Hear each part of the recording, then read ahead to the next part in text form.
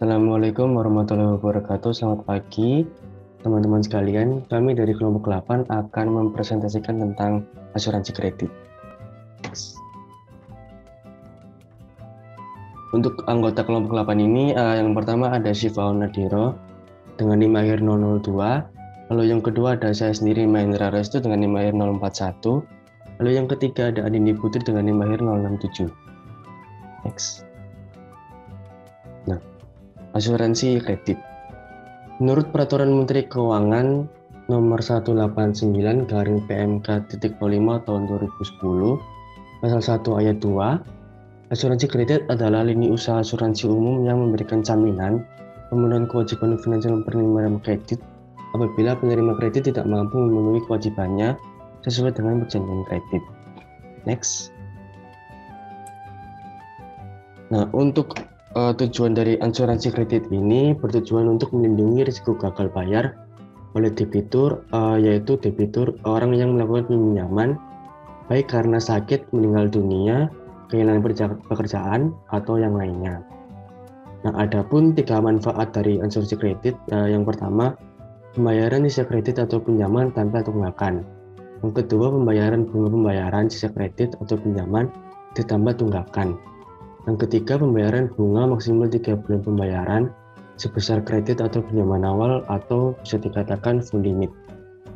Next. Nah, sebelumnya untuk contoh produk atau layanan dari asuransi kredit ini sudah banyak tersebar di berbagai PT di Indonesia.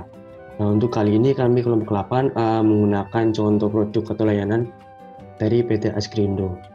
Nah, PT Askrindo ini perusahaan asuransi salah satu badan usaha milik negara atau BUMN yang bergerak dalam asuransi atau penjaminan. Next. Ya, untuk asuransi kredit sendiri di PT Askrindo terbagi menjadi 4 produk. Yang pertama ada asuransi kredit serbaguna, asuransi kredit perdagangan, penjaminan KMKPen, dan penjaminan KUR. Untuk asuransi kredit serbaguna sendiri merupakan pertanggungan kredit bagi perorangan atau pengusaha mikro, kecil, atau retail dalam upaya memperoleh kredit dari bank atau LKBB atau lembaga non-keuangan yang tidak memenuhi persyaratan teknis bank namun layak untuk dibiayai. Untuk pengguna tertanggungnya ada bank pemerintah, bank swasta, BPR, BPD, bank syariah, kemudian lembaga keuangan non-bank. Dan untuk periode pertanggungannya maksimal sesuai dengan jangka waktu kredit. Next. Untuk asuransi kredit perdagangan merupakan pertanggungan kepada pabrikan atau distributor karena kemungkinan gagalnya pembayaran sejumlah piutang kredit perdagangan oleh pembeli sesuai dengan kontrak perdagangan antara pabrikan atau distributor dengan pembeli akibat pailit atau gagal bayar dalam kurun waktu tertentu. Untuk pengguna tertanggungnya ada perusahaan perdagangan, pabrikan, distributor berbagai segmen baik perusahaan besar, UMKM maupun koperasi. Dan untuk periode pertanggungannya selama 1 tahun. Untuk penjaminan KMKPen, Program Pemulihan Ekonomi Nasional atau PEN merupakan salah satu rangkaian kegiatan untuk mengurangi dampak COVID-19 terhadap perekonomian melalui badan usaha penjaminan yang ditunjuk dalam rangka pelaksanaan Program Pemulihan Ekonomi Nasional oleh pemerintah. Untuk pengguna tertanggungnya, bank umum dengan persyaratan memiliki reputasi yang baik, merupakan bank kategori sehat dengan peringkat komposit 1 atau peringkat komposit 2 berdasarkan penilaian tingkat kesehatan bank oleh OJK. Dan untuk periode pertanggungannya, jangka waktu penjaminan kredit atau pembiayaan maksimal sesuai dengan jangka waktu KMKPen atau maksimal 3 tahun. Untuk penjaminan KUR, memberikan pertanggungan atau penjaminan kredit atas usaha rakyat untuk pembiayaan modal kerja dan atau investasi yang diberikan oleh lembaga keuangan penyalur KUR kepada debitur usaha yang produktif dan layak namun belum memiliki agunan tambahan sesuai dengan ketentuan bank atau non-bankable. Untuk pengguna tertanggungnya adalah perbankan yang ditunjuk pemerintah dan periode pertanggungannya sama seperti asuransi kredit perdagangan berlaku selama 1 tahun. Di sini ada mekanisme pengajuan klaim asuransi kredit secara umum. Yang pertama, debitur melakukan pengajuan klaim. Kemudian melengkapi dokumen klaim, verifikasi dan analisa kelayakan debitur, kemudian pemberian keputusan, dan yang terakhir adalah pembayaran klaim. Selanjutnya, kajian matematika yang digunakan dalam asuransi kredit. Nah, dalam konsep aktuaria, perhitungan premi asuransi kredit dapat dihitung berdasarkan usia kematian, usia debitur, peluang kematian, dan jangka waktu pinjaman. Nah, pendekatan yang digunakan dalam perhitungan premi ini bisa digunakan dengan pendekatan model survival aktuaria dengan persamaan berikut, di mana TQX merupakan peluang seseorang yang berusia X akan meninggal sebelum mencapai usia X plus T, dan TPX merupakan peluang seseorang yang berusia X akan bertahan hidup hingga usia X plus T. Adapun hubungan antara model survival dan tabel mortalitas yaitu NPX sama dengan LX plus N per LX dan NQX sama dengan 1 min NPX. Nah, hubungan antara asuransi yang dibayarkan saat kematian dan pada akhir kematian diperoleh dengan menganalisis nilai APV atau Actuarial Present Value dengan persamaan seperti yang ada pada PowerPoint, di mana V 1/1 plus I, di mana I itu adalah suku bunga, dan ada percepatan suku bunga yang min ln V.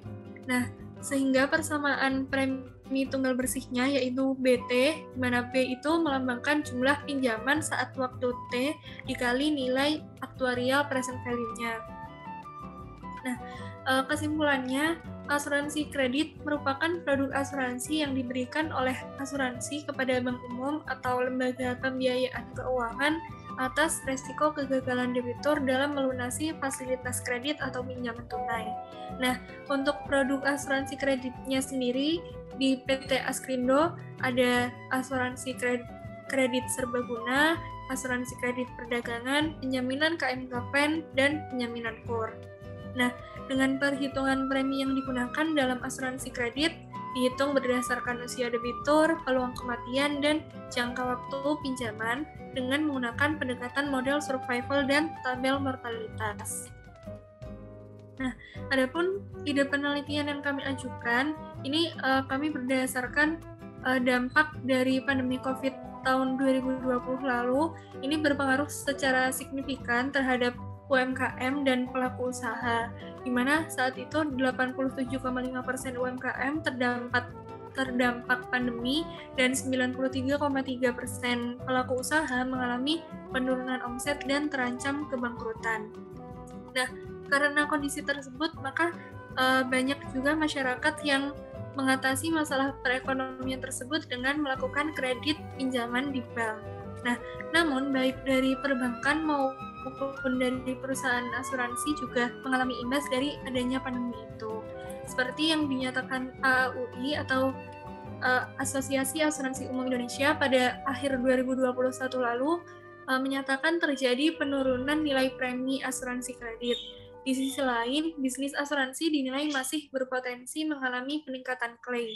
Nah, adanya penurunan nilai premi dan peningkatan klaim ini, maka disarankan adanya evaluasi kinerja perusahaan dan perlunya menyiapkan strategi yang baik untuk menghindari risiko yang tidak diinginkan, seperti adanya klaim macet dan lain-lain. Nah, pada penelitian kali ini kita menggunakan analisis MRA atau Moderated Regression Analysis, yaitu merupakan aplikasi khusus regresi berganda linier, di mana dalam persamaan regresinya mengandung unsur interaksi atau perkalian dua variabel atau lebih.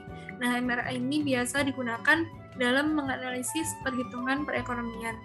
Nah, berdasarkan pemaparan yang telah disebutkan tadi, maka ide penelitian yang kami ajukan yakni analisis faktor-faktor yang mempengaruhi strategi manajemen risiko dan dampaknya terhadap kinerja perusahaan dengan menggunakan pembangunan ekonomi sebagai variabel moderasi.